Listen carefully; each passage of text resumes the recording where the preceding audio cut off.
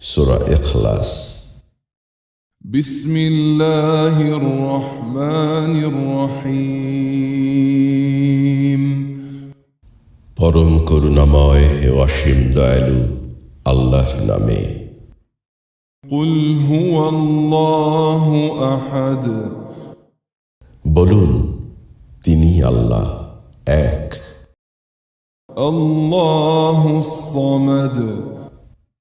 আল্লাহ অমুখাপেক্ষী, লাম ইয়ালিদ ওয়া লাম ইউলাদ। তিনি কাউকে জন্ম দেননি এবং কেউ তাকে জন্ম দেয়নি। ওয়া লাম ইয়াকুল লাহু কুফুওয়ান আহাদ। এবং তার সমতুল্য কেউ নেই। Allah